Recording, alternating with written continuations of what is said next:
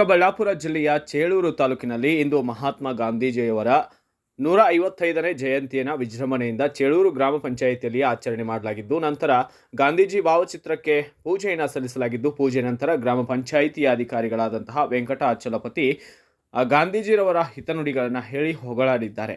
ಇನ್ನು ಬ್ರಿಟಿಷರ ವಿರುದ್ಧ ಹೋರಾಡಿದ ಅವರು ಅಲ್ಲದೆ ಸತ್ಯವನ್ನೇ ಮಾತನಾಡುತ್ತಿದ್ದರು. ಸತ್ಯಕ್ಕಾಗಿ ಹೋರಾಟ ಎಂದು ಗಾಂಧೀಜಿ ಕಲಿಸಿದ ಪಾಠ ಸತ್ಯ ಶೋಧನೆಗಾಗಿ ತಮ್ಮ ಜೀವನವನ್ನೇ ಮುಡಿಪಾಗಿಟ್ಟು ತಮ್ಮ ಜೀವನವನ್ನು ನಡೆಸಿದಂತಹ ಸರಳ ಜೀವಿ ಎಂದು ಕೊಂಡಾಡಿದ್ದಾರೆ. ಈ ಸಂದರ್ಭದಲ್ಲಿ ಗ್ರಾಮ ಪಂಚಾಯಿತಿ ಅಧ್ಯಕ್ಷರಾದ ಕೌಸ್ತಾರ್, ಉಪಾಧ್ಯಕ್ಷರಾದ ರಾಮು, ಜಾಲಾರಿ ಸೇರಿದಂತೆ ಇತರರು ಭಾಗಿಯಾಗಿದ್ದರು. ಶುಭಾಶಯಗಳು.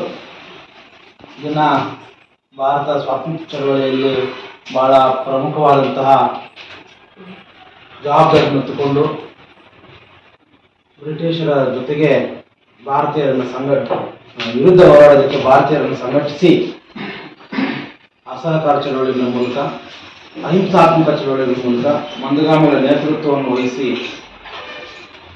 ತನ್ನ ಜೀವಿತಾವಧಿಯಲ್ಲಿ ಬಹುಪಾಲನ್ನ ಚಳವಳಿಗಾಗಿ ಮುಡಿಪಾಗಿಟ್ಟಂಥ ಭಾರತದ ರಾಷ್ಟ್ರಪಿತ ಮಹಾತ್ಮ ಗಾಂಧೀಜಿಯವರು ಭಾರತದ ಒಟ್ಟು ಚರಿತ್ರೆಯೊಳಗಡೆ ಬಹುಪಾಲವನ್ನು ಅವರೇ ನಿರ್ವಹಿಸ್ತಾರೆ. ಅವರಿಗೆ ಇದನ್ನ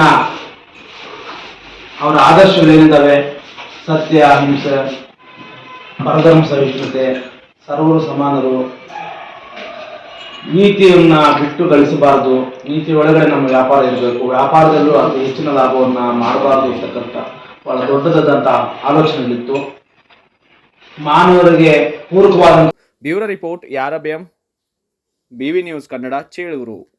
Thanks for watching. Read, discuss and debate with editor Dr. Yan Prashant Rao. Wanted reporters in print, digital and visual media for Bharat Vaibhav Daily Newspaper, BV5 News Channel and BV Fast Web News from all talukas of Karnataka, Goa and Maharashtra. If interested, send your resume to 9019229369.